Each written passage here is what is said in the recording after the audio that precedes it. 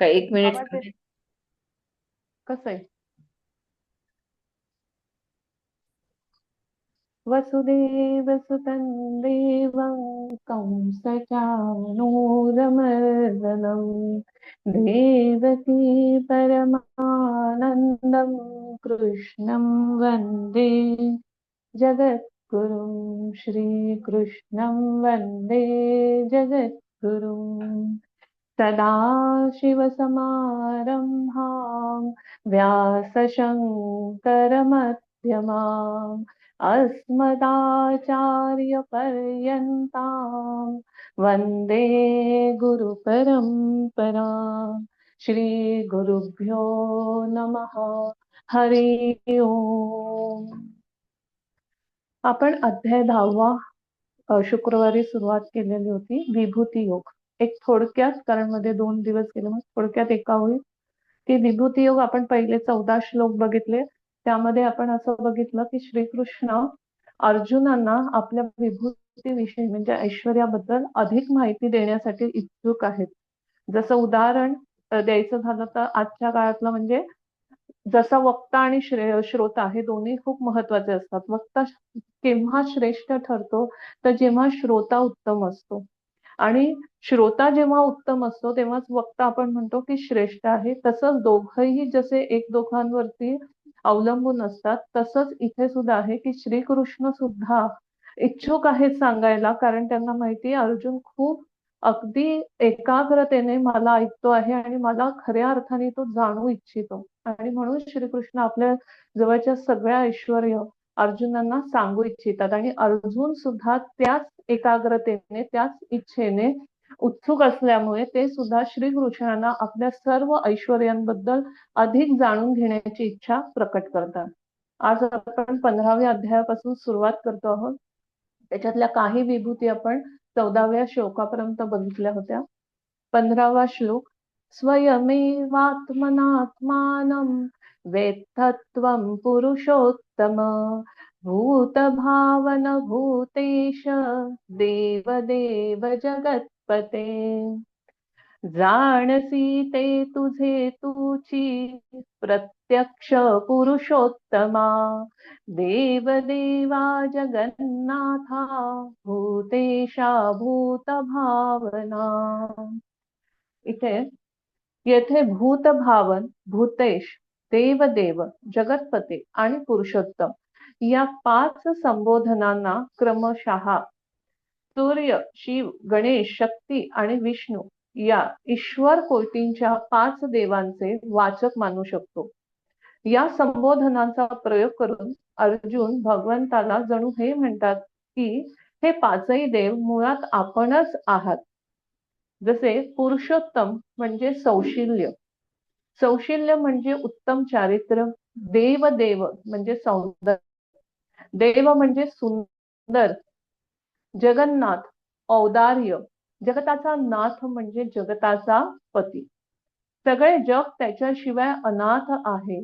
तो जगतावर उपकार करणारा आहे. तो सगळ्यांना औदार्य म्हणजे उदारता देणारा आहे. भूतेश कारुण्य, भूतांचा स्वामी ईश, सेवकांविषयी स्वामी करुणा राखतो.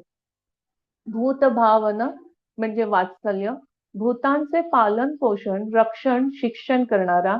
आई बापांच्या ठिकाणी वात्सल्य असते. इंद्रियांना पाहणारे इंद्रिये नाहीत, मन आहे. मनाला पाहणारे मन नाही, बुद्धी आहे. बुद्धीला पाहणारी बुद्धी नाही, अहम आहे. अहमला पाहणारा अहम नाही, स्वयं आहे.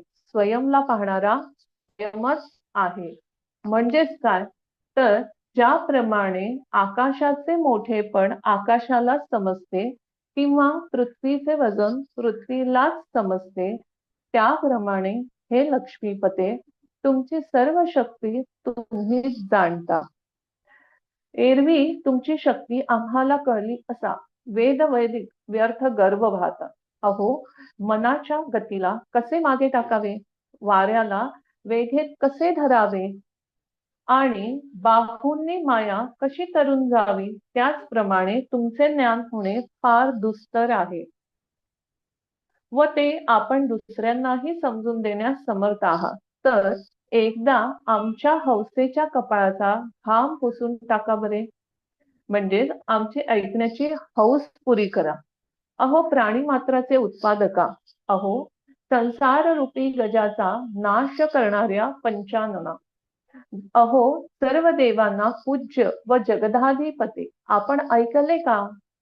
तुमचा मोठेपणा आम्ही ओळखू म्हटले तर तुमच्याजवळ उभे राहण्यासाठी आम्ही योग्य नाही व या संकटाला भिवून जर आम्ही तुमची विनंती केली नाही तर आमच्या मनाच्या समाधानाला दुसरा उपायही नाही. सोहोंकडे समुद्र व नद्या जरी पाण्याने भरलेल्या आहेत तरी त्यांचा चातकास काय उपयोग? कारण जेव्हा मेघांचे थेंब पडतील तेव्हाच त्याला पाणी पिण्यास मिळेल. त्याचप्रमाणे कृष्णा, जगतात जरी चोहींकडे गुरु आहे तरी आम्हाला तुमच्या वाचून दुसरा गुरु नाही, हे असो. आता तुमच्या विभूती सांगा. 16वा श्लोक. वक्तुमर्हस्य शेषेण दिव्याह्यात्मविभूतयः याभिर्विभूतिभिर्लोकान् इमां स्वं व्याप्य तिष्ठसि. विभूती आपल्या दिव्य मजनी शेष सांगतू, ज्यांनी हे विश्व तू सारे राहिलास भरून या. बघा, म्हणजे इथे आता काय सांगू इच्छितात की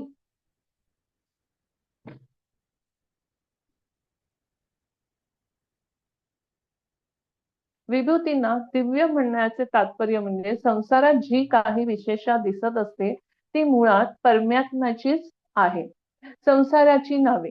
म्हणून संसाराची विलक्षणता पाहणे भोग आहे आणि परमात्म्याची विशेषता पाहणे विभूती आहे, योग आहे. अर्जुन भगवंताला म्हणतात की तुमच्या संपूर्ण विभूतींचे तुम्ही वर्णन करू शकता, कारण तुम्ही स्वतःच तुम्हाला जाणता. दुसरा तुम्हाला जाणेल हे शक्यच नाही.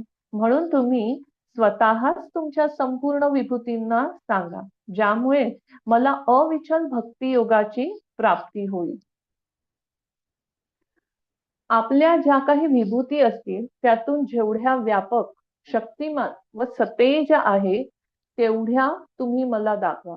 हे अनंता, ज्या तुमच्या विभूती तिन्ही लोकात व्यापून आहेत त्यातील मुख्य मुख्य मुख्य नावाजलेल्या असतील त्या मला आता सांगा. कथम विद्यामहं योगिं इस्त्वां सदा परिचिन्तयन् केषु केषु च भावेषु चिन्त्योऽसि भगवन्मया. योगेश्वरा कसे जाणू, चिंतनी चिंतनी तुझ, कोण्या कोण्या स्वरूपात करावे ध्यान मी तुझे. परमेश्वराने समाजात अनेक माणसे का निर्माण केली? कारण निरनिराळे गुण आहेत. त्या सर्वांचा सहयोग होऊन ते सगळे गुण मिळून सामाजिक कार्य व्हावे. निरनिराळ्या गुणांची बेरीज व्हावी आणि परमेश्वराचे गुण प्रकट व्हावे. परमेश्वराचे सगळे गुण एकाच माणसात आले असते तर दुसरी अनेक माणसे निर्माण करण्याचे परमेश्वराला काही कारणच राहिले नसते. मी तुम्हाला कसे जाणावे व नेहमी कशाचे चिंतन करावे? जर सर्वत्र तुम्हीच आहात असे म्हणावे तर माझ्या हातून तुमचे चिंतन होणार नाही. म्हणून पूर्वी तुम्ही जे संक्षेपाने आपले भाव सांगितले त्यांचा विस्तार करून एक वेळ सांगा. ज्या ज्या विभूतींच्या ठिकाणी तुम्ही आहात असे समजून चिंतन केले असता मला श्रम पडणार नाहीत अशी तुमच्या प्राप्तीची जी युक्ती ती स्पष्ट करून सांगा.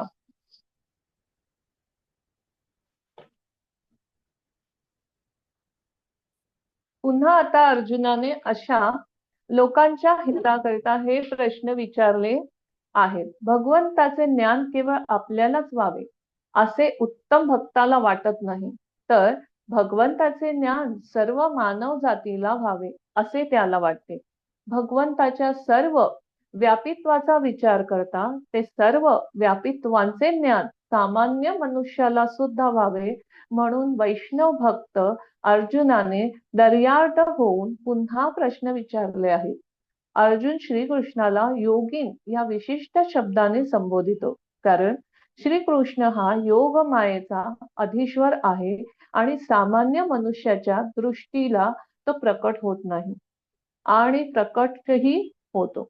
ज्या मनुष्याला श्रीकृष्णाबद्दल प्रेम वाटत नाही असा सामान्य मनुष्य श्रीकृष्णाचे चिंतन सदैव करू शकत नाही. म्हणून त्याला प्राकृत वस्तूंचे चिंतन करावेसे वाटते व म्हणून या जगातील असे प्राकृत दृष्टीचे लोक आहेत त्यांच्या चिंतन पद्धतीविषयी अर्जुन विचार करीत आहे. प्रकृत दृष्टीच्या लोकांना श्रीकृष्णाचे ज्ञान आध्यात्मिक दृष्टीने होऊ शकत नाही. म्हणून प्राकृत वस्तूंच्या चिंतनाच्या द्वारा श्रीकृष्णाची अभिव्यक्ती कशी होते हे पाहण्याचा अशा लोकांनी प्रयत्न करावा असा उद्देश केला आहे.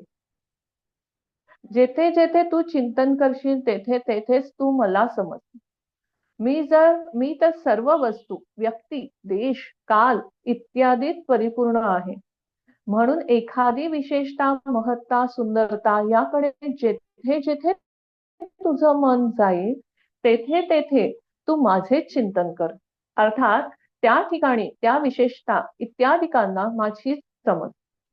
कारण संसाराची विशेषता मानल्याने संसाराचे चिंतन होईल आणि माझी विशेषता मानल्याने माझे चिंतन होईल. अशा प्रकारे संसाराचे चिंतन माझ्या चिंतनात परिणत झाले पाहिजे. अध्याय 18. विस्तरेणात्मनो योगं विभूतिं च जनार्दन भूय कथय तृप्तिः शृण्वतो नास्ति मे मृतम्. त्या विभूती तसा योग आपुला तो सविस्तर पुन्हा सांग नव्हे तृप्ती सेविता वचना मृत.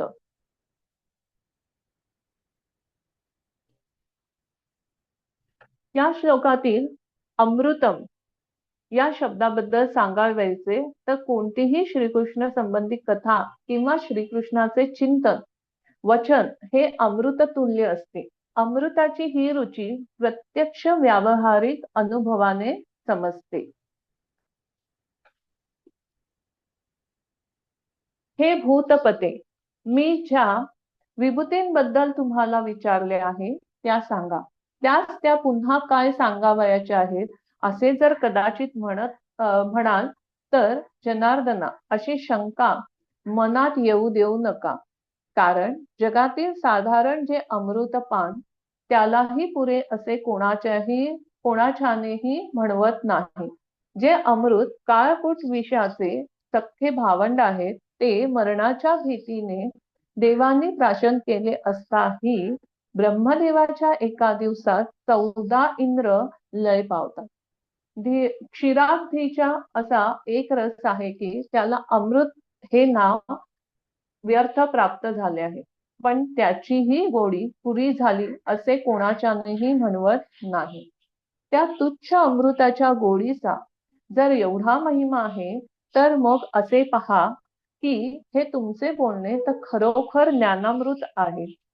हे मंदराचल न हलविता क्षीरसागर न घुसळिता अनादि असून स्वभावतः स्वयमेव आहे. हे पाझरत नाही, पातळ होत नाही व घट्टही होत नाही. याची गोडी व सुवास ही समजत नाही व हे आठवण करण्याबरोबर वाटेल त्याला प्राप्त होते. त्याची गोष्ट ऐकता क्षणी सर्व संसार मिथ्या वाटू लागतो व यामुळे बळकट अविनाशपण आपोआपच प्राप्त होते. यांच्या योगाने जन्म मृत्यूची वार्ता समूळ नाहीशी होते व अंतर्बाह्य महासुखाचा लाभ होतो. मग दैवयोगाने जर ते सेवन केले तर ते आत्मरूपी करून टाकते. अशा प्रकारचे जे तुमचे ज्ञानामृत ते तुम्ही मला पाजीत असता माझे चित्त पुरे म्हणू शकत नाही. आधी तुमचे नाव मला आवडते. त्यात तुमची भेट होऊन सहवास घडला व नंतर आनंदयुक्त होऊन तुम्ही गोष्टी सांगत आहात, तेव्हा हे सुख कशासारखे आहे हे माझ्याने सांगत नाही, परंतु मला फार संतोष होत आहे. तर मला असे वाटते की तुमच्या सुखाने पुन्हा एक वेळ ते ऐकावे. कदाचित तुमच्या मनात शंका येईल की एक वार सांगितलेले पुन्हा कसे सांगावे. तर महाराज, असे पहा की सूर्याच्या नित्य प्रकाशाला शिळा म्हणता येईल काय? अग्नीला ओवळा म्हणता येईल काय? किंवा अखंड वाहणाऱ्या गंगोदकास पारीचे पण आहे काय? तुम्ही आपल्या मुखाने ते ज्ञान सांगितले, ते ऐकून आम्हाला असे वाटले की नाद ब्रह्म मूर्तिमंत आमच्या पुढे उभे आहे. तसेच दुर्मिळ अशा चंदनाच्या फुलांचा आम्ही आज सुवास घेत आहोत. अर्जुनाचे हे भाषण ऐकून श्रीकृष्ण सर्वांगाने डोलू लागले आणि म्हणाले, हा पार्थ, भक्ती व ज्ञान यांचे आगरच झाला आहे. याप्रमाणे अनुभवाच्या संतोषात प्रेमाचा उमाळा येऊ लागला. तो कष्टाने सावरून श्री अनंत बोलू लागले. श्लोक 19. हन्तते कथयिष्यामि दिव्याह्यात्मविभूतयः प्राधान्यतः कुरुश्रेष्ठ नास्त्यन्तो विस्तरस्य मे. श्री भगवान म्हणाले, बरे मी सांगतो दिव्य मुख्य त्या तुझ, माझा विभूती विस्तार न संपेची कुठे कधी. एक, भारताबाहेरील देशातही विभूती झाल्या आहेत, पण त्यांचा उल्लेख इथे नाही. या अध्यायातील विभूती विस्तारतात तेव्हा एक, वैदिक ध्यान योग. वेदात अनेक देवता आणि मंत्र आहेत आणि त्यांचे अनेकविध अर्थ सांगितले आहेत. वेद जगाचा पहिला ग्रंथ आहे. वेदात मुख्यतः ईश्वराचे भिन्न भिन्न देवता रूपात म्हणजे गुण रूपात कसे ध्यान करावे हे सांगितले आहे. दुसरं, उपनिषदातील भृगु प्रभूतींची ब्रह्म जिज्ञासा. तैत्तिरीय उपनिषद म्हणजे भृगूची ब्रह्मविद्या असे मानले जाते. इथे हे एकच नाव घेतले कारण गीतेत पुढे भृगु नाव आले आहे. महर्षी असे भृगु. वेदात सूत्रांचा आरंभ अथातो ब्रह्म जिज्ञासाने होतो. ब्रह्मविद्या म्हणजे उपनिषद. गीता सुद्धा ब्रह्मविद्यायाम योगशास्त्र आहे. कपिलादिकांचे तत्ववाद. महामुनी कपिल वेदांत इतकेच प्राचीन आहे.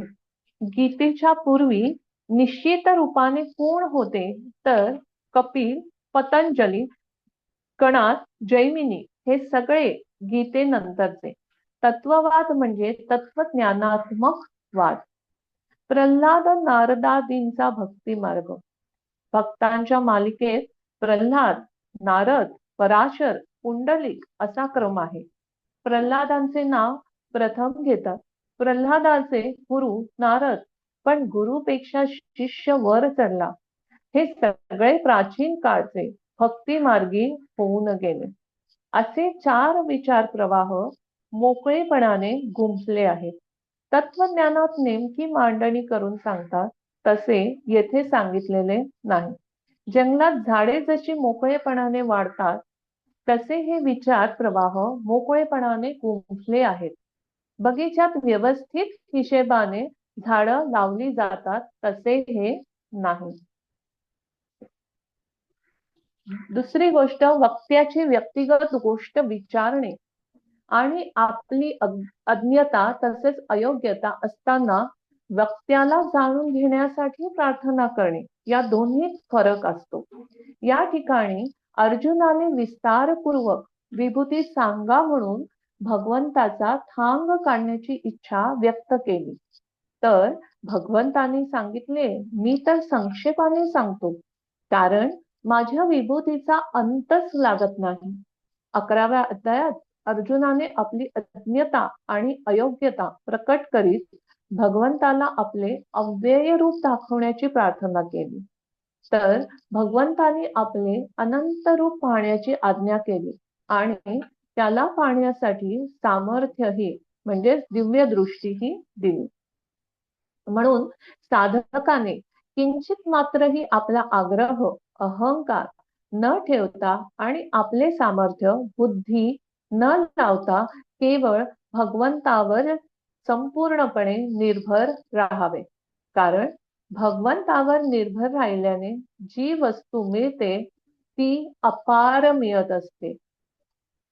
विभूती आणि योग या दोन्हीपैकी प्रथम भगवंत 20व्या श्लोकापासून 39व्या श्लोकापर्यंत आपल्या 82 विभूतींचे वर्णन करतायत.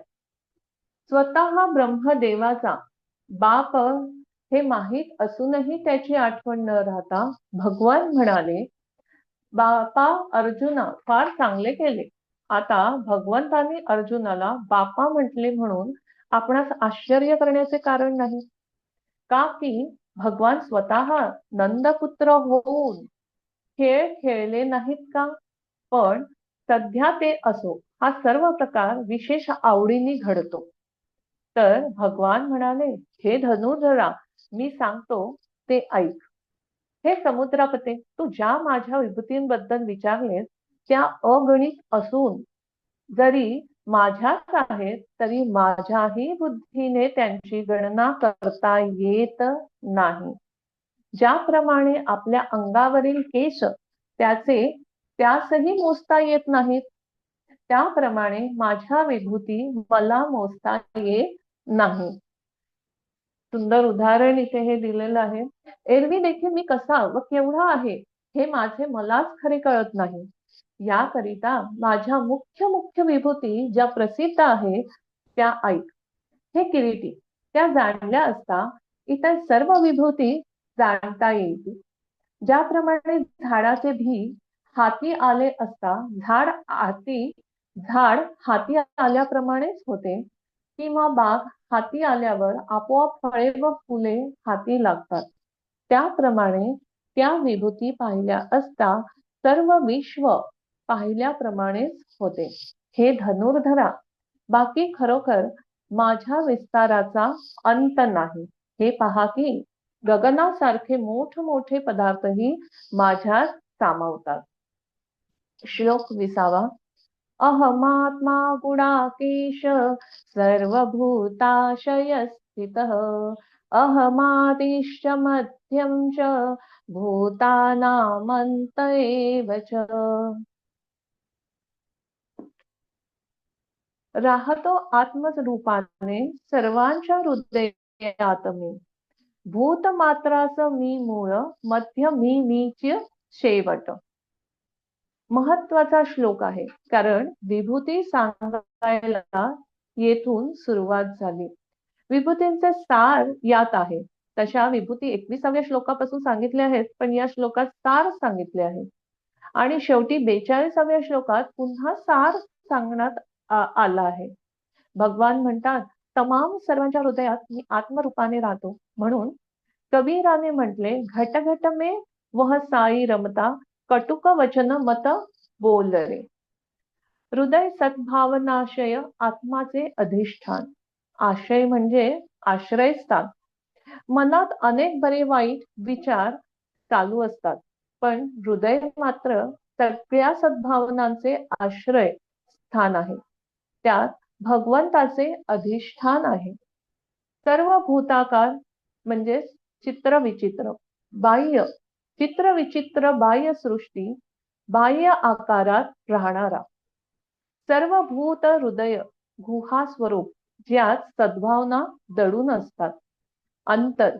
अंतर म्हणजेच आतले, त्याला गुह्य म्हणतात. धर्मस्य तत्वम निहितम गुहायाम. धर्माचे तत्व गुहेत असते. जेथे सद्भावना दडून म्हणजे लपून असतात, कोणाच्या सद्भावना प्रकट होतात कोणाच्या होत नाहीत. आत्मा म्हणजे चेतन स्वरूप, अंतर्मन, अंतर मम विकसित करो अंतरतर हे. रवींद्रनाथ टागोरांनी अंतरतर शब्द उपनिषदातून घेतला आहे. अंतरतरम यदयात्मा, परमेश्वर म्हणजेच प्रेरक, सगळ्यांना प्रेरणा देणारा अंतरतम परमात्मा, अशी उत्तर मालिका आहे. प्रथम बाह्य आकार, मग अंतर्हृदय, मग अंतरतर आणि शेवटी अंतरतम नुसार बाह्य आकारातील दिव्य संकेताचे ग्रहण म्हणजे सूर्य अत्यंत नियमित चालतो. सूर्य अखंड कर्मयोगाचा संकेत आहे. नदी अखंड वाहणारी करुणा आहे, ती करुणेचा संकेत आहे. अशा प्रकारे संकेताचे ग्रहण. मग स्वचित्त शोधनाने सर्व भूत हृदयाशी तादात्म्य, स्वचित्ताला शुद्ध करून सर्व खळमळ काढून टाकून केवळ आपल्या शरीरात गुंतून न राहता सर्व भूतांच्या हृदयाशी तादात्म्य पावणे म्हणजे लोकसेवेची कल्पना. त्यातून आत्मसाक्षात्कार, विभूती चिंतन सामान्य स्थूलापासून सुरू होऊन मग आतल्या हृदयापर्यंत पोहोचते. नंतर आतल्या परमेश्वराचा साक्षात्कार होतो. शेवटी परमेश्वराच्या भक्तीत रंगलेले जीवन, अशी विभूती चिंतनाची सरणी चढत जाते. पुढे येणाऱ्या विभूतींचे चिंतन कसे करावे आणि त्या विभूती कशा जिरवाव्या याचे चिंतन, याचा क्रम उत्तम रीतीने येथे सांगितला आहे. कुरळे केस मस्तकी धारण करणाऱ्या व धनुर्विद्येत शिवाप्रमाणे प्रवीण अशा अर्जुना, ऐक. प्रत्येक प्राण्याच्या ठिकाणी जो आत्मा आहे तो मी.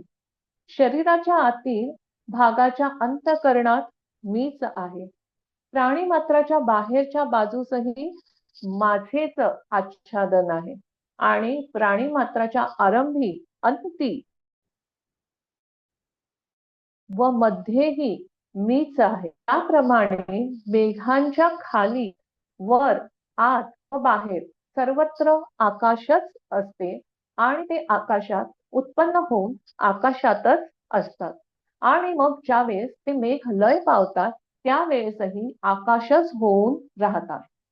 त्याप्रमाणे उत्पत्ती, स्थिती व लय या तिन्ही गती प्राणी मात्रास देणारा मीच आहे. याप्रमाणे माझे मोठेपण आणि व्यापकपण हे माझ्या विभूतींच्या योगाने समजते. तरी जीवालाच काम करून पूर्वी ऐकलेल्या गोष्टींवर अनुसंधान ठेवून पुढे ऐक. हे समुद्रापते, यापुढे तुला सांगावयाच्या राहिलेल्या विभूती ज्या तुला सांगतो म्हणून म्हटले होते त्यातील मुख्य ऐक. भगवंताचे चिंतन दोन पद्धतीने होत असते. इष्ट मानतो त्याच्याशिवाय दुसरे कदाचित झाले तरी मनाला तेथून परावृत्त करून आपल्या इष्ट देवाच्या चिंतनातच प्रवृत्त करावे. 2. मनात सांसारिक विशेषतेच्या अनुषंगाने चिंतन होत असेल तर त्या विशेषतेला भगवंताचीच विशेषता समजावी. या दुसऱ्या चिंतनासाठी येथे विभूतींचे वर्णन आहे. तात्पर्य, कोणत्याही विशेषतेला अनुसरून जेथे कोठे वृत्ती जाईल तेथे भगवंताचेच चिंतन झाले पाहिजे. त्या वस्तू व्यक्तींचे नव्हे, यासाठीच भगवंत विभूतींचे वर्णन करीत आहे. श्लोक 21. आदित्यानामहं विष्णु ज्योतिषां रविरंशुमान् मरीचिर्मरुतामस्मि नक्षत्राणामहं शशी. आदित्यात महाविष्णू, ज्योतिषमतात सूर्य मी, मरीची मुख्य वायूत मी, नक्षत्रात चंद्रमा. आदितीचे धाता, मित्र इत्यादी जितके पुत्र आहेत त्यात विष्णू अर्थात वामन मुख्य आहे. भगवंतांनीच वामन रूपाने अवतार घेऊन दैत्यांच्या संपत्तीला दान रूपाने घेतले आणि आदितीच्या पुत्रांना ती संपत्ती देऊन टाकली. ज्योतिषाम रवी रंशुमान, चंद्र नक्षत्र तारे अग्नी इत्यादी जितक्या काही प्रकाशमान वस्तू आहेत त्यात किरणे असणारा सूर्य माझी विभूती आहे. कारण प्रकाश करण्यात सूर्याची मुख्यता आहे. सूर्याच्या प्रकाश व प्रकाशमान होत असतात. मरीचिर मरुतामस्मी, सत्व ज्योती आदित्य हरित इथे 49 मरुत आहेत त्यांचे मुख्य तेज मी आहे. त्या तेजाच्या प्रभावाने इंद्राकडून दितीचे 7 तुकडे केल्यावर आणि नंतर त्या 7 7 तुकडे केल्यावरही ते मेले नाही, तर एकापासून 49 झाले. नक्षत्राणामहं शशी, अश्विनी भरणी कृत्तिका इत्यादी जी 27 नक्षत्रे आहेत त्या सर्वांचा अधिपती चंद्र म्हणजेच मीच आहे. या विभूतीत जी विशेषता महत्ता आहे ती वास्तविक भगवंताचीच आहे. वेदांच्या ज्या ऋचा विभूतींचाच आहे. इतके बोलल्यावर कृपावंत श्रीकृष्ण म्हणाले, 12 आदित्यात विष्णू मी, तेजस्वी वस्तूत किरणयुक्त सूर्य तो मी. श्रीकृष्ण म्हणतात 49 मरुदगणात मरीची मी व आकाशातील नक्षत्रातही चंद्र मीच आहे. 22वा श्लोक. वेदानां सामवेदोऽस्मि, देवानामस्मि वासवः, इंद्रियाणां मनश्चास्मि, भूतानामस्मि चेतना. मी सामवेद वेदात, असे देवात इंद्र मी, चेतना मीची भूतात, मनते इंद्रियात मी. इंद्र म्हणजे पाऊस पाडणारा, चेतना म्हणजे जीवन शक्ती, मनाच्या आधाराने बाकी इंद्रिय चालतात, म्हणून इंद्रियात मन श्रेष्ठ. सामवेद श्रेष्ठ का?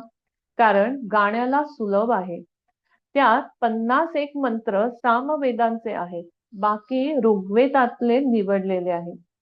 त्यावेळच्या रागांमध्ये त्यांना बसविले आहे. गाता येतो म्हणून श्रेष्ठ. दुसरे कारण भगवान कृष्ण स्वतः सामवेदी आहे. रुक म्हणजे ज्ञान, युज म्हणजे यजन करणे, कर्म करणे, कर्मांचा प्रतिनिधी. साम म्हणजे समत्व, भक्तीचे लक्षण. हा शब्द समत्व सूचक आहे, म्हणून साम्यरूप भक्ती, ज्ञान, कर्म, भक्ती साधना मार्गात या ज्या 3 मुख्य साधना आहेत त्यात साम्यरूप भक्ती मुख्य आहे.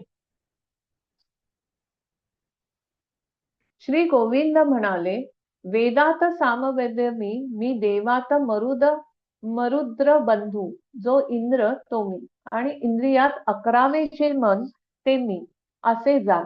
तसेच प्राणीमात्रात जी मूळ जीवकळा तीही मीच आहे. वेदांच्या ज्या ऋचा स्वरसहित गायल्या जातात त्यांचे नाव सामवेद आहे. सामवेदात इंद्र रूपाने भगवंताच्या स्तुतीचे वर्णन केले आहे, म्हणून सामवेद भगवंताची विभूती आहे. इंद्रियांना मनश्शास्मी, डोळे, कान इत्यादी सर्व इंद्रियात मन मुख्य आहे. सर्व इंद्रिये मनासह राहत असल्यानेच मनाची साथ घेऊन काम करत असतात. मनाची साथ नसल्याने इंद्रिय आपले काम करत नाहीत. जर मनाची साथ नसेल तर इंद्रियांसमोर विषय आले तरी विषयांचे ज्ञान होत नाही. मनात ही विशेषता भगवंतापासूनच आलेली असते, म्हणून भगवंताने मनाला आपुली विभूती म्हटले आहे. देवानामस्मी वासव, सूर्य, चंद्र इत्यादी जितके काही देव आहेत त्या सर्वात इंद्र मुख्य आहे आणि सर्वांचा अधिपती आहे, म्हणून भगवंताने त्याला आपली विभूती म्हटले आहे. भूतानामस्मी चेतना, संपूर्ण प्राण्यांची जी चेतना शक्ती प्राणशक्ती असते. या शक्तीमुळे मृत मनुष्यापेक्षा झोपलेल्या मनुष्यात विलक्षणता दिसून येते. म्हणून त्या शक्तीला भगवंताने आपली विभूती म्हटले आहे. या विभूतीत जी विशेषता असते ती भगवंतापासून आलेली असते. यांची स्वतः सत्ता नसते. रुद्राणां शङ्करश्चास्मि वित्तेषो यक्षरक्षसाम् वसूनां पावकश्चास्मि मेरुः शिखरीणामहम्. मी सामवेद वेदात असे देवात इंद्र मी, कुबेर यक्ष रक्षात मी, रुद्रात सदाशिव, वसुत मी असे अग्नी, असे उष्यात मेरू. वसती जेथे करायची, आश्रम जेथे स्थापावयाचा, तेथे या सगळ्या गोष्टी पाहिजे. सकाळच्या प्रहरी उशेचे दर्शन झाले पाहिजे. दिशा सूचन झाले पाहिजे. ध्रुव दिसला पाहिजे. स्वच्छ अंगण असावे. त्यात चंद्राचा प्रकाश पाडावा. स्वच्छ पाणी आणि मोकळी हवा तर हवी. आणि वसूत मी असे अग्नी, इतर सगळे ठीक, पण अग्नी नसेल तर कसे होईल? स्वयंपाकाकरता अग्नी पाहिजे. काशमेरू म्हणजे प्रकाशमेरू. काशमेरूवरून काश्मीर, पामीर म्हणजे पादमेरू, मेरूचा पाद, याम्य म्हणजे यम म्हणजे दक्षिण, यमाची दिशा, याम्योत्तर, वृत्त म्हणजे रेखांश, वृत्त म्हणजे वर्तुळ, दक्षिणोत्तर पृथ्वीभोवती जाणारे काल्पनिक वृत्त. ख स्वस्तिक सर्वोच्च शिखर, पृथ्वीवर दक्षिणोत्तर डोक्यावरून जाणारा गोल पट्टा, सगळ्या पट्ट्याहून उंच, ही ज्योतिषशास्त्रीय भाषा आहे. येथे उंच पदार्थात मी मेरू असे म्हटले, हिमालय म्हटले नाही. हिमालयाला उंच मानले नाही, स्थिर मानले आहे. आणि पहाड या नात्याने स्थिर मानले असे नाही. हिमालयापेक्षा सह्याद्री जास्त पक्का मानला जातो. तर स्थिरता प्राप्त केलेले ऋषी त्या ठिकाणी राहत होते, म्हणून स्थिर मानले. सगळ्या रुद्रांमध्ये मदनाचा शत्रू जो शंकर तो मी आहे. याबद्दल मनात शंका धरू नको. श्री अनंत म्हणतात, यक्षराक्षसात शंकराचा मित्र जो धनवान कुबेर तो मी, अष्टवसूंमध्ये अग्नी तो मी, व सर्व शिखरांच्या पर्वतात उंच असा मेरू पर्वत तोही मीच आहे. रुद्राणाम शंकर अष्टास्मी. हर, ब्रहुरूप, त्र्यंबक इत्यादी 11 रुद्रात शंभू अर्थात शंकर सर्वांचे अधिपती आहे. हे कल्याण प्रदान करणारे आणि कल्याण स्वरूप आहेत. म्हणून भगवंतांनी यांना आपली विभूती म्हटले आहे. वित्तेशो यक्ष रक्षासा, कुबेर यक्ष आणि राक्षसांचे अधिपती आहेत आणि यांना धनाध्यक्ष या पदावर नियुक्त केले गेले आहे. सर्व यक्ष आणि राक्षसात मुख्य असल्याने ही भगवंताची विभूती आहे.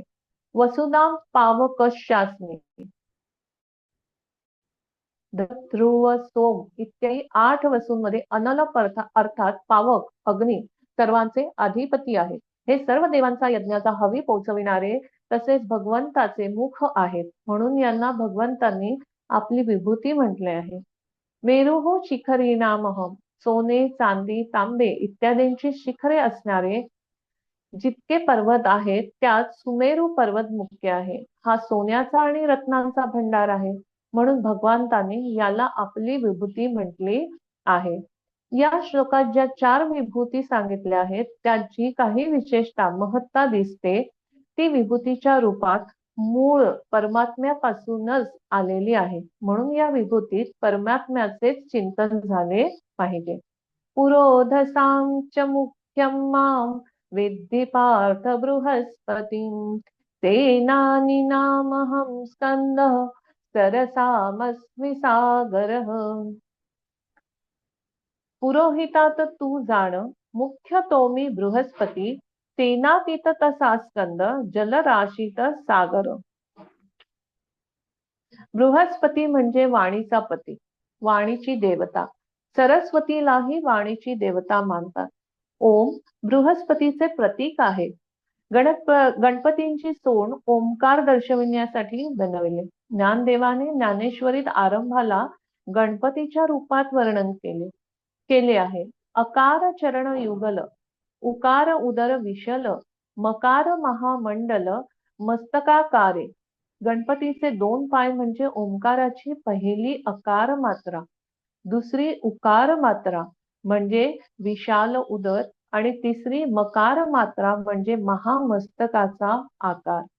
हे तिन्ही एकवटले आणि शब्द ब्रह्म झाले.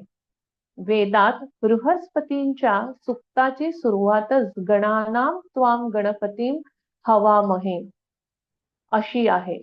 हे बृहस्पते, तू सर्व गणांचा गणपती, सगळ्या कवींचा कवी आहेस, म्हणूनच त्याला आम्ही गणपती म्हणतो.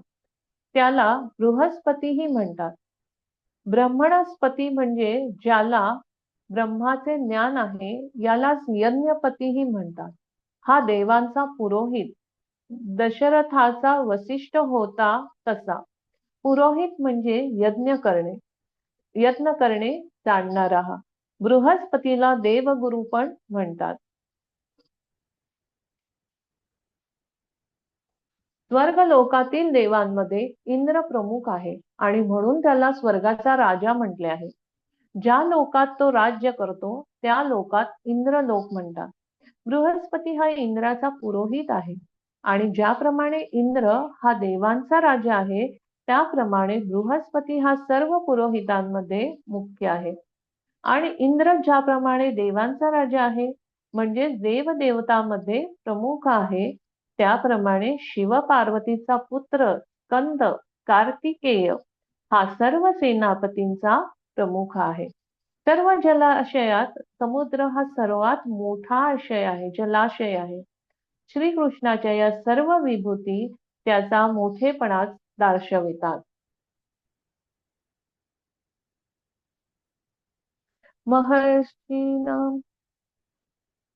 महर्षीणां भृगुरहं गिरामस्मेकमक्षरम् यज्ञानां जपयज्ञोऽस्मि स्थावराणां हिमालयः.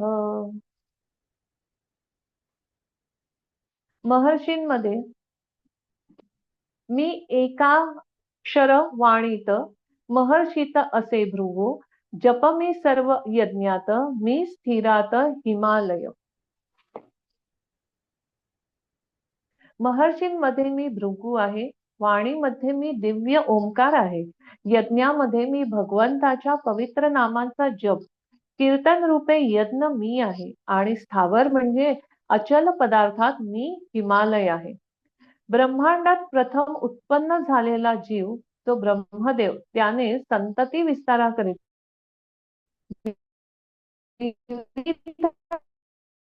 योनीत अनेक पुत्र उत्पन्न केले. सामर्थ्यशाली आहे आणि तो महर्षींमध्ये मुख्य आहे. सर्व दिव्य शब्दध्वनीत ओंकार हे भगवंताचे रूप आहे. म्हणून जगातील हा महामंत्र यज्ञ अत्यंत सोपा आणि अत्यंत शुद्ध आहे. सर्व विश्वांमध्ये जे जे उदात्त भव्य आहे, ते श्रीकृष्णांचे रूप आहे. म्हणून जगातील सर्वात उंच असा हिमालय पर्वत हा सुद्धा श्रीकृष्णांचे रूप आहे. मेरू नावाच्या पर्वताचा उल्लेख पूर्वीच्या एका श्लोकात आहे. परंतु मेरू पर्वत कधी कधी जंगम म्हणजे हलणाराही असतो, परंतु हिमालय पर्वत कधीच हलत नाही, तो स्थावर आहे. या दृष्टीने हिमालय पर्वत मेरू पर्वतापेक्षाही मोठा आहे. जो इंद्रांचा सचिव, सर्व ज्ञानाचे आदिपीठ व पुरोहितांमध्ये श्रेष्ठ, तो बृहस्पती मी. अर्जुना, जो शंकराच्या वीर्यापासून अग्नीच्या संगाने कृत्तिकांच्या उदरी उत्पन्न झाला, तो त्रिभुवनातील सेनापती मुख्य असा कार्तिक स्वामी मी. सर्व सरोवरात जलनिधी जो समुद्र तो मी, व महपती तपोराशी जो भृगु तो मी. वैकुंठवासी श्री विष्णू म्हणाले, सर्व बोलण्यात ज्या सत्याने व्यवहार होतो ते सत्य अक्षर मी. सर्व यज्ञांमध्ये कर्मत्याग करून ओंकाराधिकाने उत्पन्न होणारा जो जपयज्ञ तो मी. जो नाम जपयज्ञ श्रेष्ठ असून ज्याला स्नानाधिक कर्माची जरूर नाही व ज्याच्या नावाने धर्म व अधर्म पवित्र होतात व वेदात ज्याला परब्रह्म म्हणतात तो मी आहे. श्री लक्ष्मीपती म्हणाले, स्थावर पर्वतांमध्ये पुष्पराशी जो हिमालय पर्वत तो मीच आहे.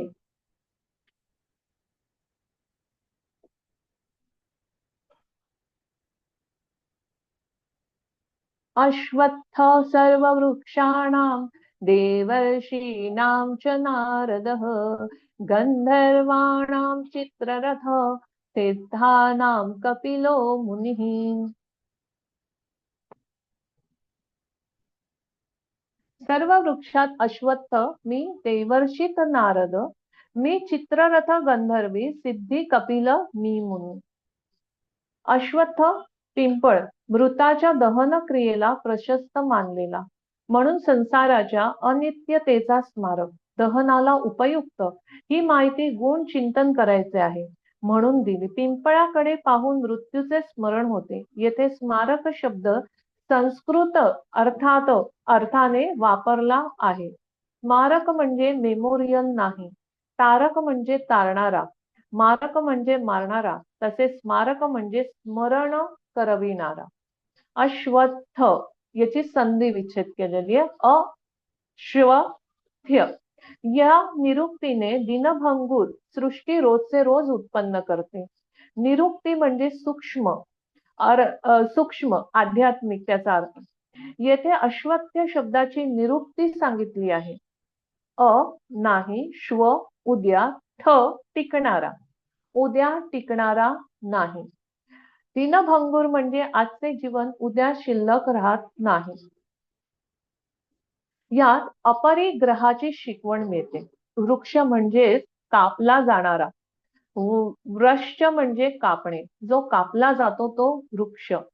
वृक्षनाथ वृक्ष आणि त्यातही अश्वत्थ अर्थात जो टिकणार नाही. यात अपरिग्रहाची शिकवण मिळते. देवर्षी ईश्वराच्या सगुण रूपाची उपासना करणारा, विशिष्ट दृष्टीचा पुरुष, भक्तिमार्गी द्रष्टा, भक्ती करणारा, गुणगान करणारा, द्रष्टा, ऋषी म्हणजे दृष्टी असलेला पुरुष. नारद भक्ती योगाचा प्रसिद्ध आचार्य, वाल्मिकींचे हृदय परिवर्तन करून आणणारा परम भागवत. परम भागवत हा शब्द प्रल्हाद, नारद, पराशर या श्लोकातून घेतला आहे. गंधर्व म्हणजे गाणारे, प्रसिद्ध देव गायकांमधला एक चित्ररथ. यांचे वर्णन महाभारतात येते. कपिल मुनी जन्मतः सिद्ध होते. वेदात वर्णन आहे. दशानाम एकम कपिलम समानम. जन्मतः सिद्ध अशी 3 उदाहरणे कपिल, वामदेव आणि शुकदेव. पिंपळ हा एक सौम्य वृक्ष आहे. याच्या खाली कोणतेही झाड वाढू शकते आणि हा डोंगर, घराचे छत, भिंत इत्यादी कठोर जागेवरही उगवतो. पिंपळाच्या वृक्षाच्या पूजेचे खूप मोठे महात्म्य आहे. आयुर्वेदात पुष्कळशा रोगांना नष्ट करण्याची शक्ती या पिंपळ वृक्षात सांगितली गेली आहे. या सर्व दृष्टीने भगवंताने पिंपळाला आपली विभूती म्हटले आहे. देवर्षी नामचे नारद, देवर्षीही पुष्कळ आहेत आणि नारदही पुष्कळ आहेत, परंतु देवर्षी नारद एकच आहेत. हे भगवंताच्या मनोगतानुसार वागणारे आहेत आणि भगवंताला जशी लीला करायची असते तशी पूर्व पीठिका हे पूर्वीच तयार करून ठेवत असतात. म्हणून नारदांना भगवंताचे मन म्हटले गेले आहे. गंधर्वाणाम चित्ररथ, स्वर्गात गायन करणाऱ्यांना गंधर्व म्हणतात आणि त्या सर्व गंधर्वात चित्ररथ मुख्य आहे. अर्जुनाशी यांच्याशी मित्रता होती. गायन कलेत अत्यंत निपुण आणि गंधर्वात मुख्य असल्याने भगवंतांनी यांना आपली विभूती म्हटले आहे. सिद्धानाम कपिलो मुनीही, सिद्ध 2 प्रकारचे असतात. एक तर साधन करून सिद्ध झालेले असतात आणि दुसरे जन्मजात सिद्ध असतात. कपिल मुनी जन्मजात सिद्ध आहेत आणि त्यांना आदी सिद्ध म्हटले जाते. हे कदर्म आणि देवहूतीपासून उत्पन्न झाले होते. हे सांख्यशास्त्राचे आचार्य आणि संपूर्ण सिद्धांचे गणाधीश आहेत. म्हणून भगवंतांनी त्यांना आपली विभूती म्हटले आहे.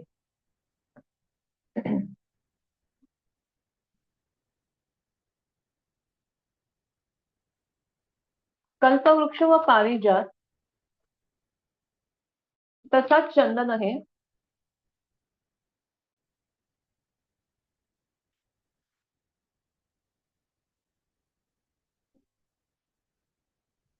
तर चंदन हे गुणाने मोठे प्रसिद्ध आहे. तर या सर्व वृक्षात पिंपळ म्हणून जो वृक्ष आहे तो मी. हे पांडवा, सर्व देवर्षित नारद ऋषी तो मी असे जाण, आणि सर्व गंधर्वात चित्ररथ म्हणून जो गंधर्व आहे तो मी. हे ज्ञानवंता, या सर्व सिद्धांमध्ये कपिलाचार्य मी. सर्व घोड्यात उच्चैःश्रवा नावाचा घोडा तो मी. राजा भूषण देणारे असे जे हत्ती, त्यात ऐरावत नावाचा हत्ती तो मी. देवाने क्षीरसागराचे मंथन करून सर्व रसात उत्तम असे जे अमृत उत्पन्न केले ते मी. सर्व लोक आज्ञाधारक होऊन ज्याची सेवा करतात तो सर्व पुरुषातील श्रेष्ठ राजा होती आहे. उच्चैः श्रव समश्वानां विद्धि माममृतोद्भवम् ऐरावतं गजेन्द्राणां नराणां च नराधिपम्. घोड्यांमध्ये त्याचा पहिले अनुवाद.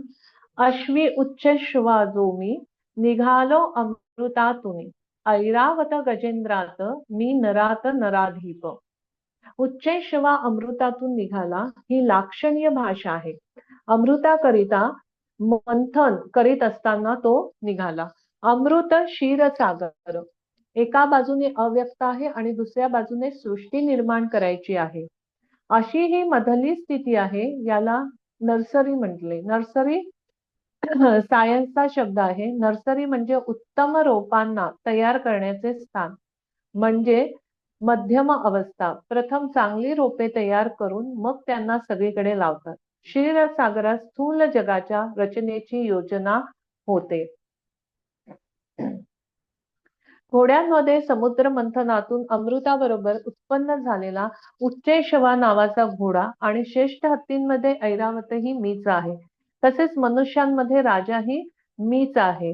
एकेकाळी भक्त असणारे देव आणि दैत्य यांनी समुद्र मंथन केले. या समुद्र मंथनातून अमृत आणि विष हे उत्पन्न झाले आणि भगवान शंकरांनी ते विष प्राशन केले. अमृताकरिता केलेल्या या समुद्र मंथनातून अनेक रत्ने निघाले. त्यातील उच्चैःश्रवा नावाचा एक अश्व होता. समुद्र मंथनातून दुसरा एक पशु उत्पन्न झाला, तो ऐरावत नावाचा हत्ती होता. अमृताबरोबर या दोन पशूंचीही उत्पत्ती झाल्यामुळे या दोन पशूंना विशिष्ट महत्व आहे आणि म्हणून ती श्रीकृष्णाचीच रूपे आहेत.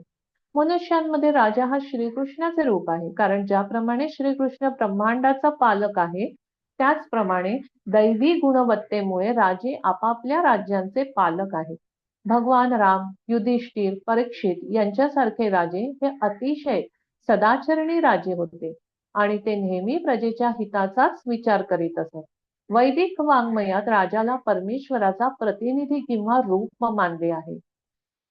परंतु वर्तमान युगात राजसत्ताक पद्धतीची अवनती झाली आहे आणि आता तर ती पद्धती शेवटी नष्टच झाली आहे. परंतु प्राचीन काली पुण्यशील राजांच्या अंमलाखाली जनता अधिक सुखी होती हे आपल्याला कळून येते. या सर्व विभूतीत जी विलक्षणता दिसून येते ती मुळात तत्वाच्या दृष्टीने भगवंताचीच असते. म्हणून साधकाची दृष्टी भगवंताकडेच राहिली पाहिजे. जी बलवत्ता सामर्थ्य आहे ते भगवंतापासूनच आलेले आहे. म्हणून त्यांना भगवंताचेच मानून भगवंताचेच चिंतन केले पाहिजे. आजचा शेवटचा श्लोक 28वा. आयुधानामहं वज्रं धेनूनामस्मि कामधुक् प्रजनश्चास्मि कन्तर्प सर्पाणामस्मि वासुकिः. मी कामधेनू गायित, आयुधी वज्र मी असे, उत्पत्ती हेतू मी काममी, सर्वोत्तम वासुकी. वज्र दधीची ऋषींच्या अस्थींचे बनलेले आयुध, तपश्चर्येचे अहिंसेचे उपलक्षण. वृत्रासुराच्या वधाकरता इंद्राला शस्त्र हवे होते. हे शस्त्र दधीचीच्या हाडांचेच बनणार होते. दधीचीने आपली हाडे दिली जगाच्या सुखासाठी. आपली वृत्राण्य प्रतिस्कृत. उत्पत्ती हेतू म्हणजे उत्पत्तीचा उद्देश असलेला असा. शास्त्रांमध्ये वज्र मी आहे, गायींमध्ये कामधेनू मी आहे, प्रजोत्पादनाला कारण असणारा कामदेव मदन मी आहे आणि सर्पांमध्ये मुख्य वासुकीही मी आहे. वज्र हे खरोखर जे शक्तिशाली आयुध आहे ते श्रीकृष्णाच्या शक्तीचे प्रतीक आहे. परमव्योमातील कृष्ण लोकात अशा गायी आहेत की त्यांचे दुग्ध दोहन कोणत्याही वेळी करता येते आणि त्या गायी एखाद्याला पाहिजे तितके दूध देतात. अर्थात अशा गायी प्राकृत जगतात नसतात, परंतु कृष्ण लोकात त्या असतात असे म्हटले जाते, ज्यांना सुरभी किंवा कामधेनू म्हणतात. अशा पुष्कळ गायी भगवंत पाळतात. भगवान श्रीकृष्ण सुरभी गायींचे पालन करतात. सदाचरणी संतती निर्माण करण्याकरिता कंदर्प म्हणजे कामदेव आहे, म्हणून कंदर्प हा श्रीकृष्णाचे रूप आहे. कधी कधी केवळ इंद्रिय तृप्तीकरिता मैथुन केले जाते. असे मैथुन श्रीकृष्णाचे रूप नाही. सदाचरणी संतानाची उत्पत्ती करण्याकरिता केल्या जाणाऱ्या मैथुनाला कंदर्प म्हणतात आणि ते श्रीकृष्णांचे रूप आहे. ज्याच्या सहाय्याने युद्ध केले जाते त्याला आयुध म्हणतात. त्या आयुधात इंद्राचे व्रज मुख्य आहे. हे व्रज दधीची ऋषींच्या हाडापासून तयार झालेले आहे. या दधीची ऋषींच्या तपश्चर्येचे तेज आहे, म्हणून भगवंतांनी व्रजाला आपली विभूती म्हटले. धेनू नाम अस्मी कामधूक, नवीन व्यालेली गाय धेनू म्हणविले जाते.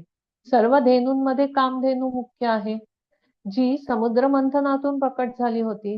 ही सर्व देव आणि मनुष्याच्या कामनांपूर्ती करणारी आहे, म्हणून ही भगवंताची विभूती आहे. प्रजन शासनी कंदर्प. संपूर्ण संसाराची उत्पत्ती कामापासूनच होत असते. धर्मानुकूल केवळ संतती उत्पत्तीसाठीच सुख बुद्धीचा त्याग करून ज्या कामाचा उपयोग केला जातो तो काम भगवंताची विभूती आहे. 7व्या अध्यायाच्या 11व्या श्लोकातही भगवंतांनी कामाला आपली विभूती म्हटले आहे. सर्पाणामस्मी वासुकी. ही वासुकी संपूर्ण सर्पांचे अधिपती आणि भगवंताचे भक्त आहेत.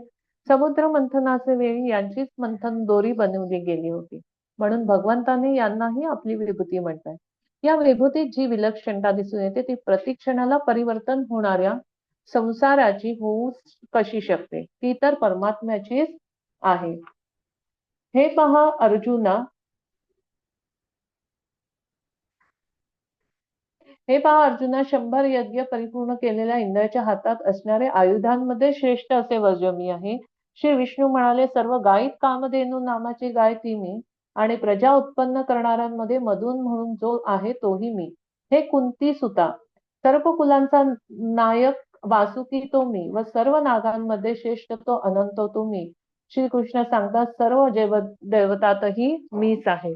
म्हणजे सर्व विभूतींमध्ये सर्वात शेवटी जर आपण बघितलं तर सगळ्या या विभूती श्रीकृष्णांच्याच आहेत आणि म्हणून खऱ्या अर्थाने श्रीकृष्णांचे भगवंताचे चिंतन आपल्याला करणं उचित आहे.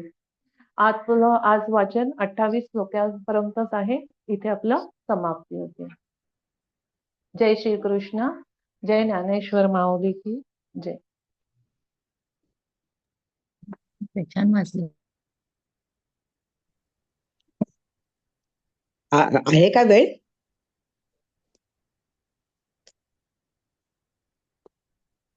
हॅलो, वेळ आहे का सुचेता?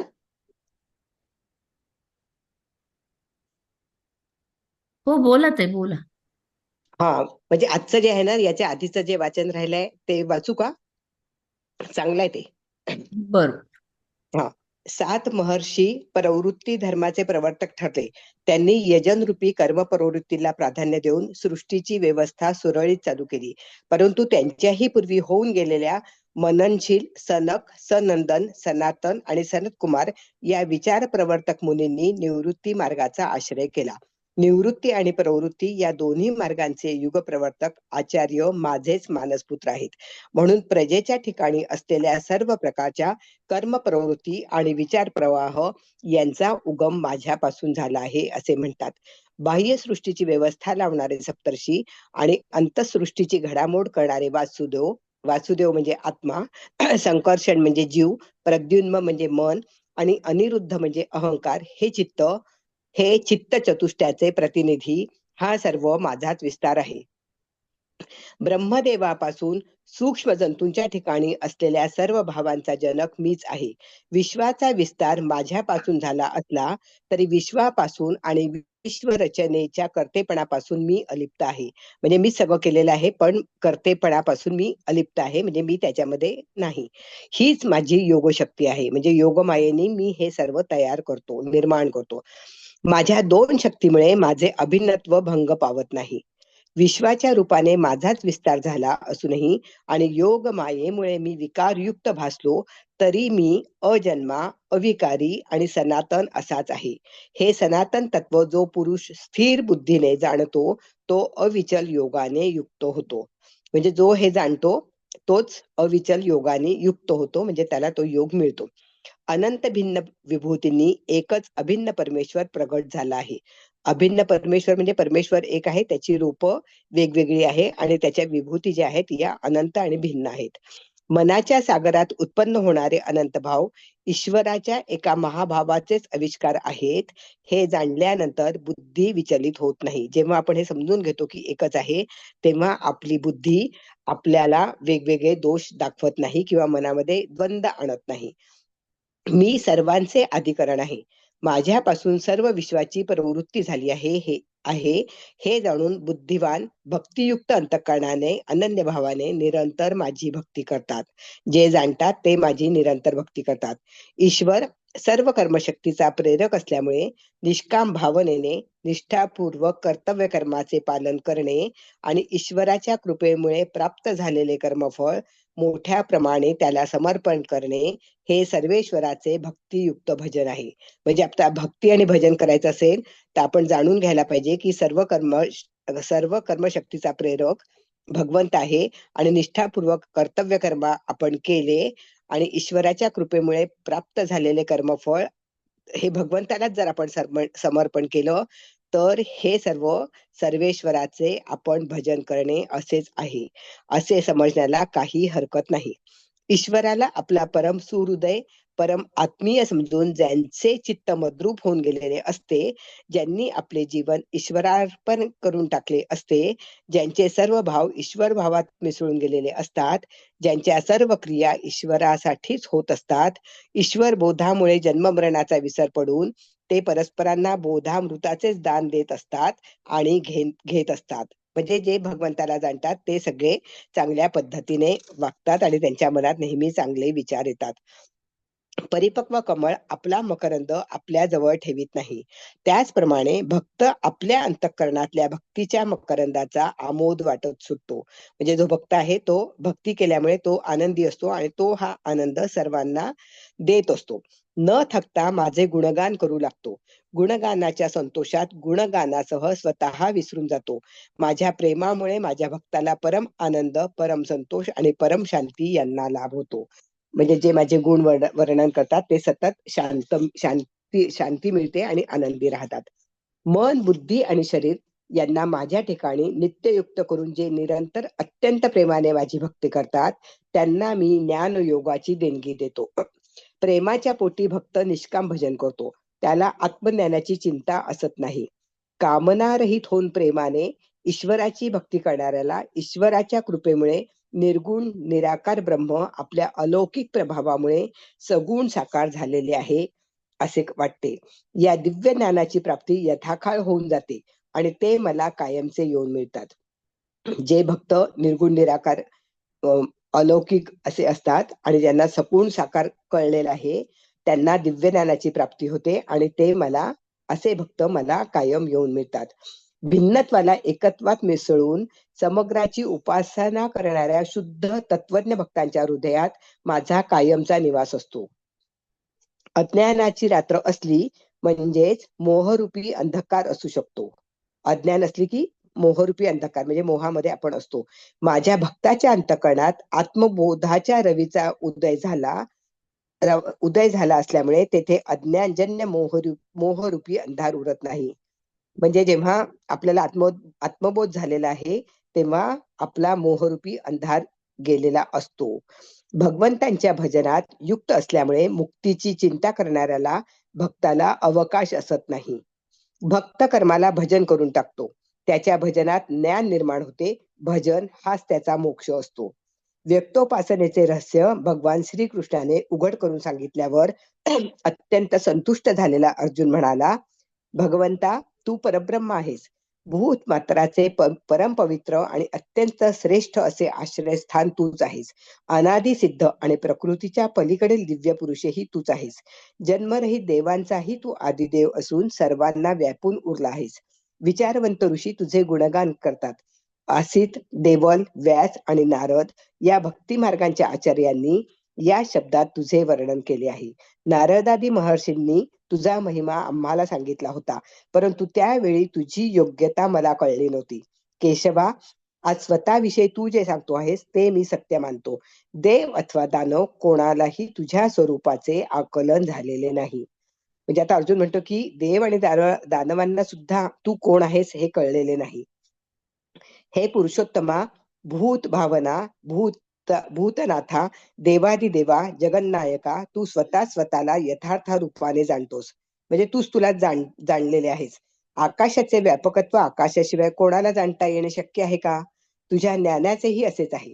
फक्त तूच तुला जाणू शकतोस आणि तूच तुझ्याविषयी सांगण्याला समर्थ आहेस. म्हणून ज्या विभूतींनी हे तू सारे विश्व भरून राहिला आहेस त्या दिव्य विभूती मला विस्ताराने तूच सांग. हे योगेश्वरा, मी कोणत्या प्रकाराने तुझे निरंतर चिंतन करून तुला जाणून घ्यावे? कोणत्या स्वरूपात मी तुझे ध्यान केले असता तुझे ज्ञान मला होईल? हे जनार्दना, तुझा योग आणि विभूती विस्तार पुन्हा विस्ताराने मला कथन कर.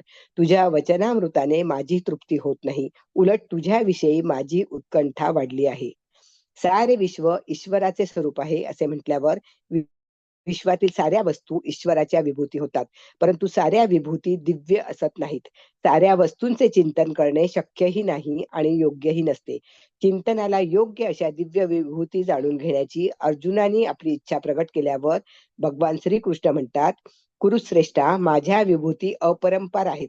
त्या माझ्या विभूती असल्या तरी माझ्या मतीलाही त्यांचा अंदाज करणे कठीणच आहे. आपल्या शरीरावर असलेल्या रोमावळींची गणना आपल्याला करता येईल का? वास्तविक पाहता मी केवढा आहे हे मला सुद्धा माहित नाही. माझ्या विभूतींच्या विस्ताराला अंत नसला तरी रूढ असलेल्या काही प्रमुख विभूती मी तुला सांगतो. यांना तू जाणून घेतलेस म्हणजे सर्व जाणल्याचे श्रेय तुला प्राप्त होईल. बीज मुठीत आल्यावर तरू आपलाच आहे.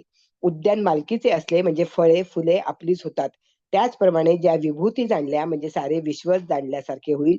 अशा काही विभूती श्रवण कर. सर्व भूतमात्रांच्या अंतःकरणात असलेला आत्मा मीच आहे आणि भूतमात्राच्या बाहेरही मी भरलेला असून प्रत्येकाला माझीच गवसणी आहे. प्राणीमात्राचा आदी, मध्य आणि अंत माझ्यातच होत असतो. आदित्यामध्ये विष्णू असून प्रकाशवंतामध्ये मी अंशुमान रवी आहे. आणि मग त्यांनी आता जे वाचलं तेच पूर्ण सांगितलेलं आहे. तर आता यांनी जे वाचलं होतं ते एकदम चांगलं छान वाचलं होतं. तर आता आपण ते काही परत त्याचं रिपिटेशन करू नये. ताई, तुम्ही कोणत्या पुस्तकातून वाचता? हे दसनूरकरांचं भीष्म पर्व आणि द्रोण पर्व पुस्तक आहे. खूप जुनं पुस्तक आहे. लायब्ररीमध्ये मिळू शकेल. लायब्ररी किंवा जे जुने लोक आहेत ना, म्हणजे असं ज्ञानेश्वरी वगैरे वाचतात तर त्यांच्याकडे हे पुस्तक मिळू शकेल. लायब्ररीत तर मिळेल, फक्त ते शोध घ्यायला पाहिजे. अच्छा, मला याचा फक्त फोटो पाठवाल का ग्रुपवरती? म्हणजे आमच्या लायब्ररीत असलं तर बघता येईल. हा, चालेल. हे मी मागे पण टाकलं होतं. मागे मी प्रत्येक अध्याय झाल्यानंतर या सगळ्याचे फोटो पाठवत होती, पण ते वाचण्यापेक्षा ऐकलं जातं म्हणून मी ते तुम्ही जेवढं वाचलं ते मी वाचते. मग असं करते 15 श्लोकांचं. फ्रंट पेजचं फक्त पुस्तकाचं हे ग्रंथाचं जे आहे ना ते फक्त म्हणजे आपले महाभारत नावायचं. आपले आणि महाभारत 10 खंड आहेत. तर हे भीष्म आणि द्रोण पर्वाचं खंड आहे. पाठवते. चालेल, झालं का? हो, शांत आहे. हा, म्हणजे हे काय आहे, हे पुस्तक एकदा वाचलं की दुसरं काही सांगण्याची गरज नसते, दुसरं काही वाचायची गरज नसते आणि प्रत्येक वाक्य अगदी क्लिअर लिहिलेलं असतं की काय आहे बाबा म्हणून, सत्य काय आहे ते.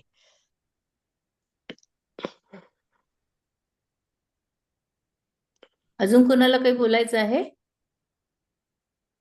आता काय आपली उद्यापासून सुट्टी आहे की चालूच आहे? उद्या उद्या नाही तर नाही, हा अध्याय उद्या पूर्ण होईल. उद्या उद्या आपले 14 अध्याय होऊन जातात, म्हणजे 10वा अध्याय होऊन जातो आपला पूर्णपणे. हा. तर आणि मग 10 अध्याय बाकी कम्प्लीट करूयात आणि मग परवापासून सुट्टी. हो, मंगळवारपर्यंत की सोमवारपर्यंत? हा, बघूयात मंगळ सोमवार मंगळवार पण काहीतरी. हो, का की भाऊबीज झाली की नंतर मग म्हणजे होतात सगळ्या रिकाम्या. हा, बरोबर आहे. हा. एखाद एक सारांशाचं पॅटर्न कसं असायला पाहिजे याबद्दल चर्चा व्हायला हवी होती. कशाची ताई? अं, विभूती. एका अध्यायाचा सारांश म्हणतायत ना, हा हा आपल्या पत्रिकेत ओ, विचारल्याप्रमाणे 5व्या किंवा आणि 6व्या अध्यायाचा सारांश लिहा किंवा 3ऱ्या आणि 4थ्या अध्यायाचा सारांश लिहा. तर मग एक सजेशन असे की सारांश म्हटलं की ज्या अध्यायाचं जे नाव आहे ते नाव आधी आपण सांगतोच की ह्या या अध्यायाचा सारांश. त्या नावाला आधी फोड करायची, त्या नावाच्या शब्दांचा अर्थ सांगायचा. मग यामध्ये भगवंतांनी हेच कसं सांगितलंय आणि सगळं तत्वज्ञानच त्याच्यातनं सार काढून लिहायचंय. जसं आता फॉर एक्झाम्पल आता ताईंनी समजा भूतियोगाचं एवढं सांगितलंय, मग आपल्याला सारांश लिहायचा तर आपलं वाचन एवढं मार्किंग करत चालायचं वाचतानाच की मेन मेन ह्या विभूती आहेत, ही त्यांची नाव आहेत. आणि मग या सगळ्यावरून भगवंताला काय सांगायचंय की म्हणजे प्रत्येक ठिकाणी जी काही तृप्ती आणि समाधान मिळतं ज्या गोष्टींनी, म्हणजे पाणी जरी प्यायलं तरी तृप्ती होते आणि उसाचा रस पिला तर तृप्ती नाही होत, पण फक्त छान वाटतंय. तर पाणी पिल्याचं जे समाधान आहे ते उसाचा रस पिऊन नाही भागवता येत. मग हे जसं महत्व आहे तसं त्या महत्वाची गोष्ट म्हणजे भगवंत तिथे प्रेझेंट आहे, ती त्याची विभूती असते की ज्याच्यामुळे आपल्याला ते समाधान मिळतं. तर मग आपण 4-5 उदाहरणं लिहून, म्हणजे सारांश आपल्याला कसा सगळा अध्याय सांगून नाही चालणार. 10 मार्काला लिहायचं म्हटल्यावरती 1.5-2 पानं भरून आणि मुख्य मुख्य गोष्टी. तर हो. असं एक करावा का सारांश तयार 6 हो, अध्यायांचा? म्हणजे पहिल्या अध्यायाचा काही सारांश येणार नाही कधी, पण 2ऱ्या-3ऱ्या पासून येऊ शकतो. म्हणजे आणि वाचून दाखवा, म्हणजे मग एकमेकाला एकमेकाचे हे पण कळतील. पॉइंट काय आहे ते, त्या हा हा अध्यायामध्ये काय पॉइंट आहे आणि काय हा. महत्वाचं आहे? आणि कसं कोणी कोणत्या दृष्टीने वाचतंय, हा. ज्यांना सवय नाही त्यांचं काय होईल, श्लोकांचा अर्थ एकत्र लिहून काढतील. पण त्यातलं महत्वाचंच वाक्य फक्त घ्यायचं की ह्या श्लोकावरनं भगवंत हे म्हणतायत ना, तर मग तेवढंच वाक्य आपल्याला घ्यायचंय. तसं आपल्याला करत तो सारांश बनवायचा आहे. तर असं करावं, कारण आता काय 3 दिवस तर सगळे खाणं पिणं आणि मजा करणं आहे, दुसरं काही हो. नाही. हो, पण आपल्याला आहे आपला वेळ, त्याच्यामुळे त्यामध्ये आपण करून ठेवू, नंतर मग चर्चेत घेता येईल आपल्याला. आणि चालेल. कोणी केलंय का आज कुठलं सारांशाचं? असेल तर सांगा मग वाचून, सगळे म्हणजे वाचू सगळे का मी जवळ. थोडस विभूती योगाबद्दलच वाचू थोडं. हो हो, सांगा चालेल ना, चालेल, जरूर नक्की. जरूर मग. बघूयात. श्रीमद भगवत गीतेमध्ये वर्णन केल्याप्रमाणे भगवान श्रीकृष्णाचा विभूती योग काय आहे? मी माझ्या सर्वांसाठी गीता या पुस्तकात खालील प्रमाणे सारांश देण्याचा प्रयत्न केला आहे. गीतेचा 10वा अध्याय भगवंताची स्थिरता आणि पराक्रमाचे विस्तृत वर्णन म्हणजे पराक्रमाचे विस्तृत वर्णन केले गेलेले आहे या ठिकाणी. हं.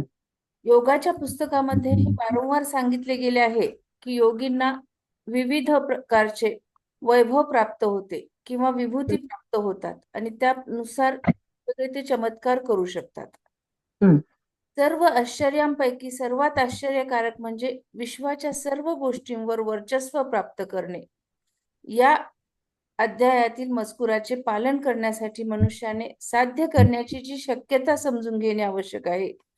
लौकिक चेतनेच्या अवस्थेत जगातील सर्व वैभव हे स्वतःच्या अस्तित्वाच्या प्रतिबिंबासारखे असतात. या दृष्टिकोनातूनही या महाज्ञानाचा पाठपुरावा करत असताना कृष्ण म्हणतो तेव्हा आश्चर्य किंवा अविश्वास वाटू नये की सर्व दृश्य, ज्ञात आणि ऐकलेल्या वस्तूंमध्ये तुम्ही जे काही उत्तम पाहतो तेच त्याचे प्रतिबिंब आणि तेज आहे. हं. म्हणजे काय बरोबर.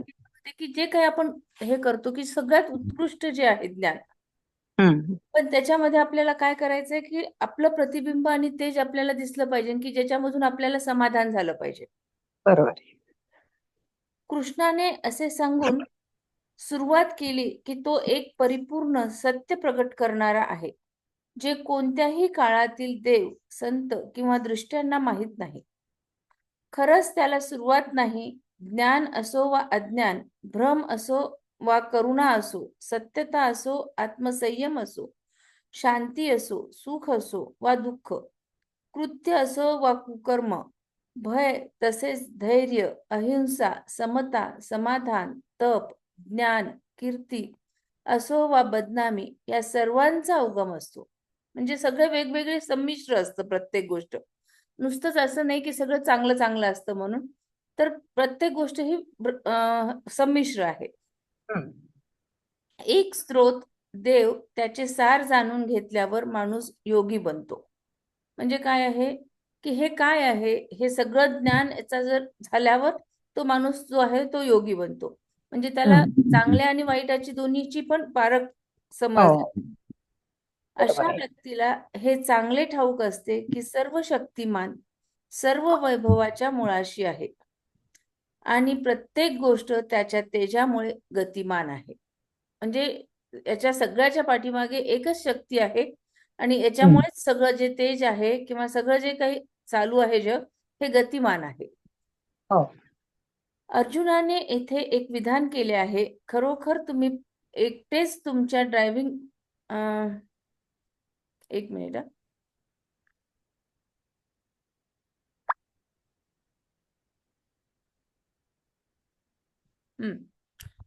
अर्जुनाने इथे एक विधान केले आहे की ज्या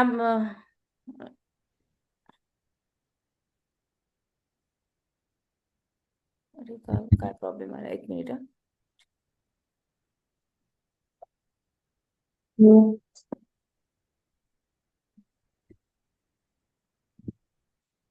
अर्जुनाने प्रगटीकरण करण्याची वर्णन करण्याची विनंती केली आहे, ज्यामध्ये त्याला किंवा इतर व्यक्तींनी तो व्यवस्थित असल्याचे शोधले पाहिजे.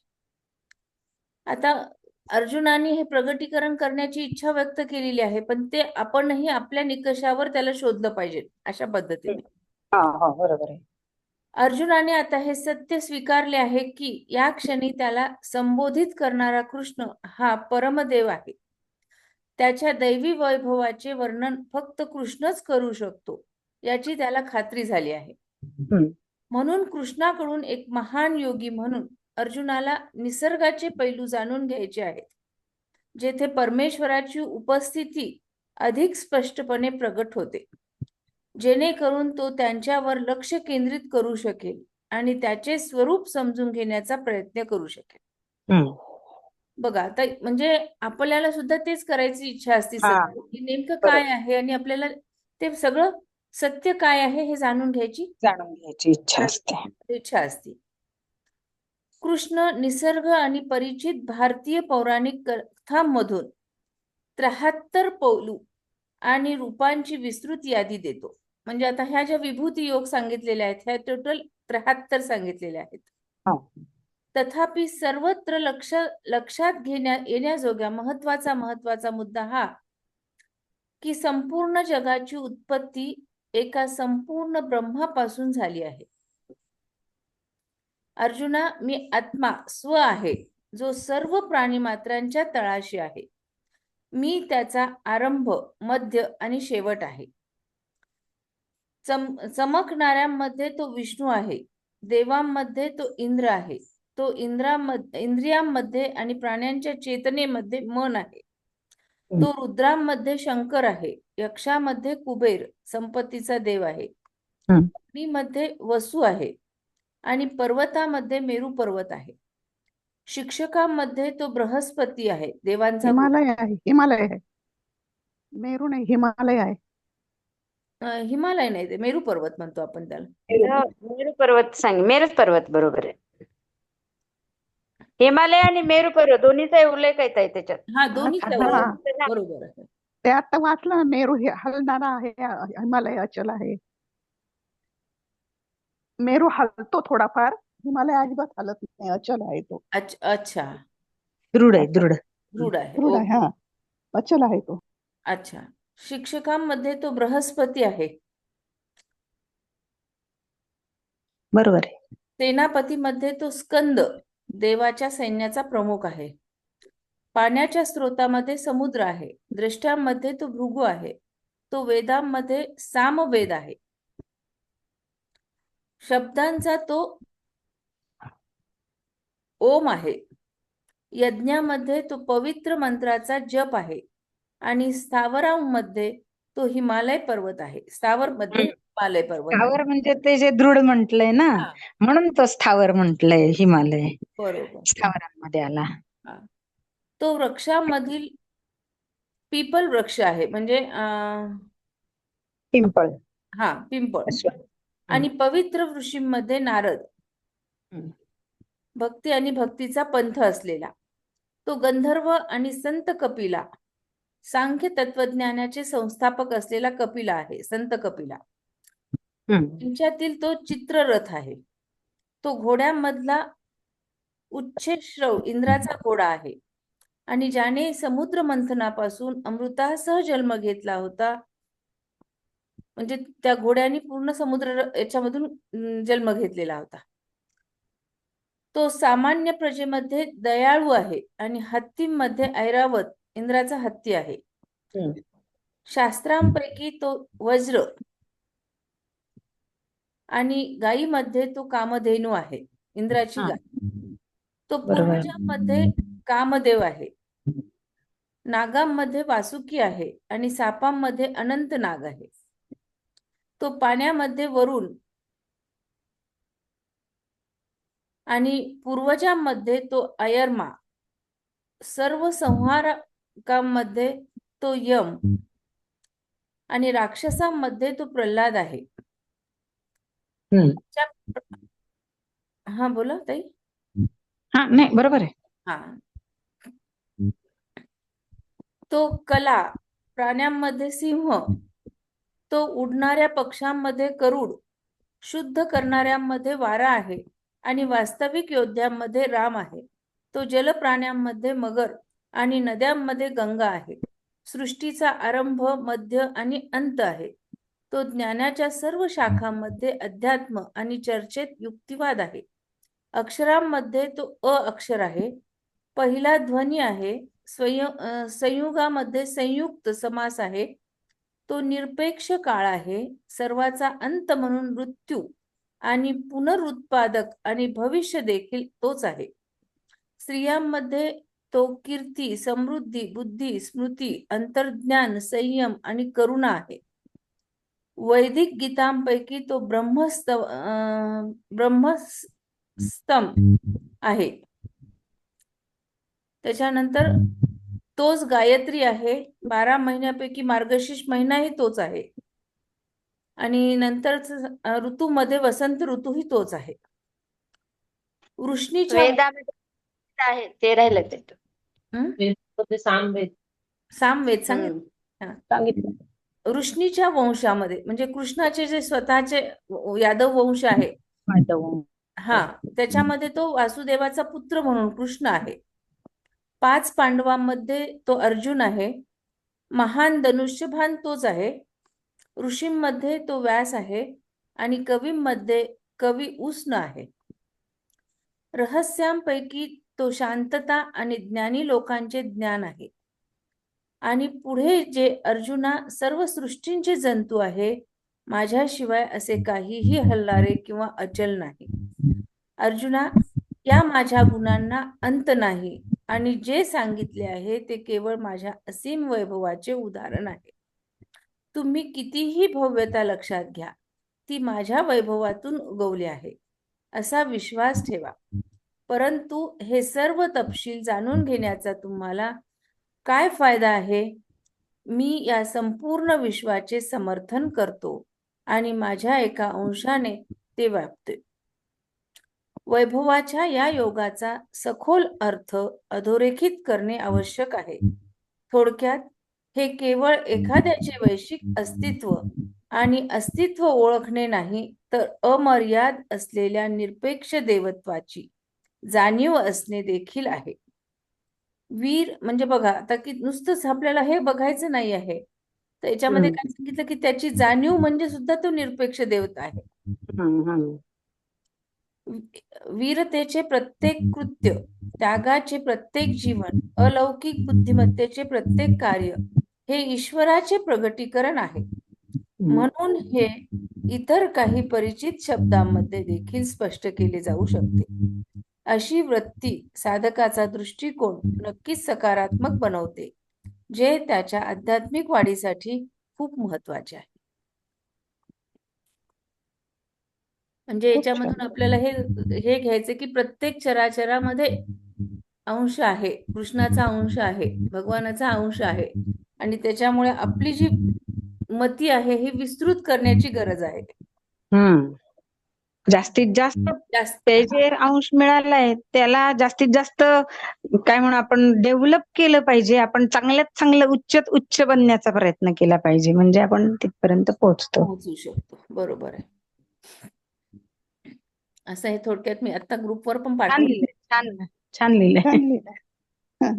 चला 10व्या अध्यायाचं झालं विश्लेषण. हो, तेच नेमकं तेवढं काढून घेतलं ना, हो, हेच जास्त छान बरोबर झालं. ना. एवढंच पाहिजे म्हणजे. हा. हो.